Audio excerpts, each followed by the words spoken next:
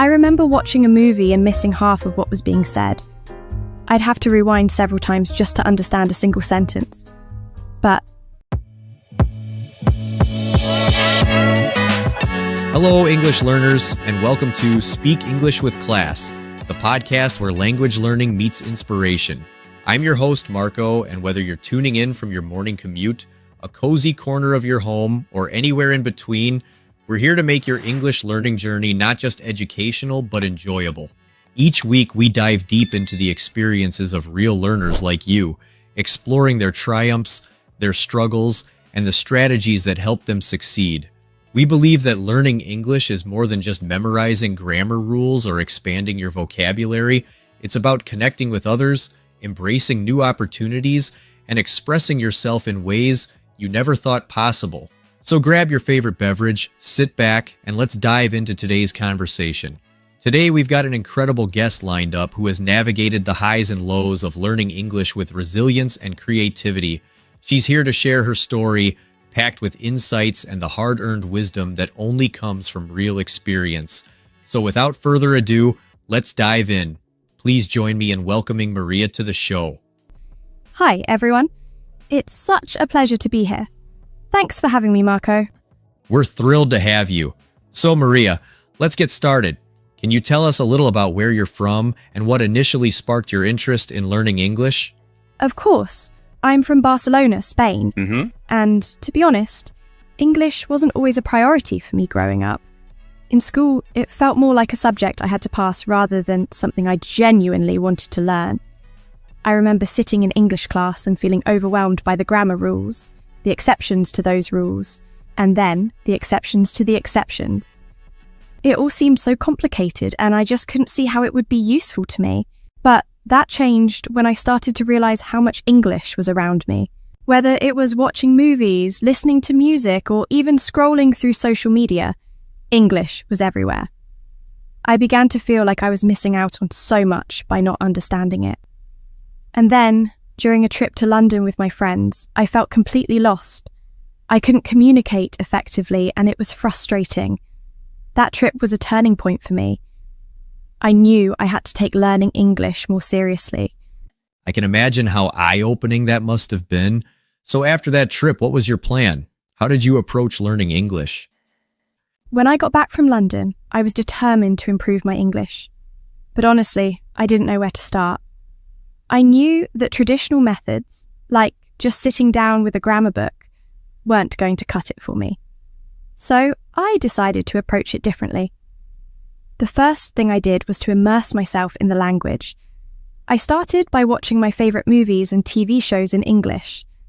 At first, I used subtitles in Spanish, but gradually I switched to English subtitles, and then finally to no subtitles at all. It was tough though. I remember watching a movie and missing half of what was being said. I'd have to rewind several times just to understand a single sentence. But I kept at it because I knew that listening to native speakers was crucial for improving my comprehension. I also started listening to English songs and tried to sing along, even if I didn't understand all the words. Music became a fun way to practice pronunciation and learn new vocabulary. That sounds like a fun and engaging way to learn, but I'm sure it wasn't all smooth sailing. What challenges did you face during this immersion phase? Oh, there were definitely challenges. One of the biggest was the feeling of being overwhelmed. English has so many nuances, idioms, phrasal verbs, slang, and it felt like every time I learned something new, there was another layer waiting for me. I remember being particularly confused by phrasal verbs. They're tricky because they don't always make sense when you translate them directly. For example, I couldn't understand why give up meant to quit, or why bring up could mean both to mention something and to raise a child. It was confusing because I'd studied these phrasal verbs, but then I'd hear them used in different contexts and feel lost all over again. Another challenge was speaking. I was so afraid of making mistakes that I often hesitated to speak at all. I'd rehearse sentences in my head, but when it came time to actually say them, I'd freeze. My confidence was really low and I felt like I was stuck.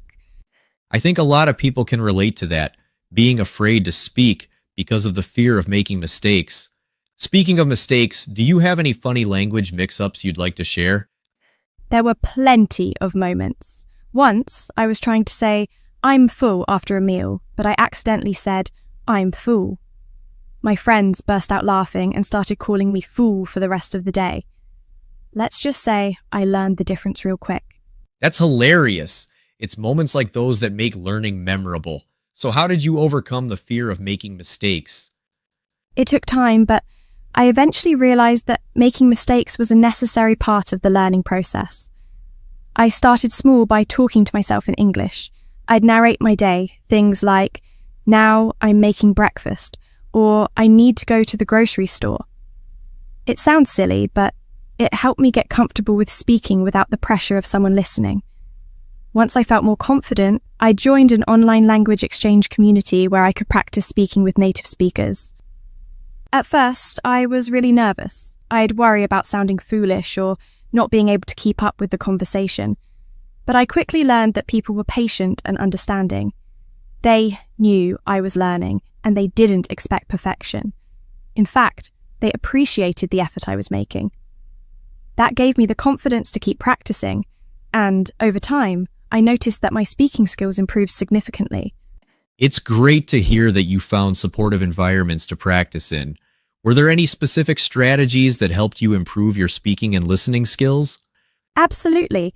One strategy that really helped was shadowing, where I'd listen to a short clip of native speakers and then try to repeat it exactly as they said it, mimicking their intonation, rhythm, and pronunciation. I found it incredibly useful because it forced me to pay attention to the details of how English is spoken. I'd often use clips from movies or TV shows because the dialogue felt more natural. For listening, I started incorporating podcasts into my routine. I'd listen to them while commuting or doing chores around the house. At first, I chose podcasts that had transcripts available so I could follow along and check any parts I didn't understand. Gradually, I moved on to podcasts without transcripts, and it became easier to follow conversations without needing to see the words. One thing I realized was that even if I didn't understand every word, I could usually get the gist of the conversation, and that was okay. Over time, the gaps in understanding became smaller. Shadowing and using podcasts are excellent strategies. It sounds like you were really dedicated to improving your English. What about vocabulary? That's a big challenge for many learners. How did you tackle that? Vocabulary was definitely one of the most challenging aspects for me. I'd learn new words, but then I'd forget them just as quickly. To tackle this, I started keeping a vocabulary journal. Every time I encountered a new word, whether in a book, a podcast, or a conversation, I'd write it down along with the sentence it was used in. That way, I could see how the word was used in context, which made it easier to remember. I also used a technique called spaced repetition. I'd review my vocabulary journal regularly, first after a day, then after a week, and then after a month. This helped to reinforce the words in my memory. But what really made a difference was actively using new words in my conversations. Even if I wasn't entirely sure I was using them correctly, I'd try to incorporate them into sentences. The more I used a word, the more natural it felt, and eventually it became part of my active vocabulary. Another fun strategy I used was to create associations with new words. For example, if I learned the word meticulous, I'd think of a meticulous person in my life, like my aunt who's always very detailed about everything. These associations help me remember the meanings of words better. That's a great approach, using context and personal associations to make vocabulary stick. Were there any particular resources or tools that you found especially helpful in your learning journey? Yes, there were a few resources that really stood out for me. One of them was an app called Anki, which uses spaced repetition to help you remember vocabulary.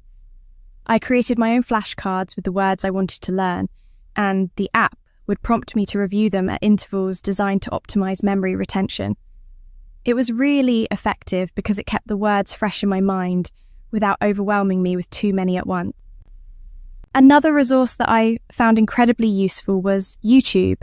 There are so many great channels dedicated to English learning, covering everything from grammar to pronunciation to cultural nuances. I particularly enjoyed channels that focused on everyday English, like the phrases and expressions that native speakers use in casual conversation. These were often the things you don't find in textbooks, but they're so important for sounding natural in English. I also subscribed to English language newsletters and followed blogs that were written in English. This way, I was constantly exposed to the language in a variety of contexts, and it helped me see how English is used in different situations. It sounds like you made the most of all the resources available to you. Now that you've made so much progress, what's your current strategy for continuing to improve your English? Even though I've come a long way, I still consider myself a learner, and I'm always looking for ways to improve. One thing I focus on now is refining my understanding of more advanced aspects of English, like idioms and cultural references. These are the things that can make a conversation really come to life, but they're also challenging because they're not always intuitive. I continue to immerse myself in English as much as possible. I read books in English, watch English language news, and of course, listen to podcasts. I've also started writing in English more, whether it's journaling, writing emails, or even just posting on social media. Writing forces me to think carefully about the words I choose and how I structure my sentences, which has been great for reinforcing what I've learned. One thing that's been really helpful recently is joining a book club where we discuss books in English. It's a great way to practice speaking, and it also exposes me to new vocabulary and ideas. Plus, it's a lot of fun. A book club sounds like a fantastic way to combine learning with social interaction. Before we wrap up, do you have any final tips or insights for our listeners who are still on their English learning journey? Absolutely. The first thing I'd say is to be patient with yourself. Learning a language is a journey, and it's okay if you don't see immediate results. Consistency is key, so try to practice a little every day, even if it's just for a few minutes. Also, don't be afraid to make mistakes. Mistakes are how we learn, and every mistake you make brings you one step closer to fluency. Another tip is to find ways to make learning fun. Whether it's through music, movies, podcasts, or language exchanges, find something you enjoy and use that as your practice tool. When you're having fun, you're more likely to stick with it. Lastly, surround yourself with English as much as possible. Create an environment where English is a part of your daily life. Whether it's changing the language on your phone to English, following English-speaking influencers, or even talking to yourself in English. The more you immerse yourself in the language, the more natural it will become. Those are fantastic tips, Maria. Thank you so much for sharing your journey with us today. Your story is truly inspiring, and I'm sure our listeners have gained a lot of insight and motivation from your experiences. Thank you for having me, Marco. It's been a pleasure to share my story, and I hope it helps others on their own journeys. Remember, learning English is a journey, not a destination.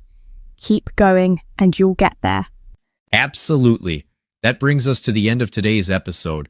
Once again, a big thank you to Maria for sharing her incredible journey and valuable insights with us. I hope her story has inspired you and reminded you that every step forward, no matter how small, is progress. If you enjoyed today's episode, be sure to subscribe to Speak English with Class so you never miss out on more inspiring stories and practical tips. Until next time, keep learning, keep practicing, and keep speaking English with class. Take care. Your progress doesn't end here. To continue advancing your English skills, click on the next video or explore the additional videos we've thoughtfully selected for you.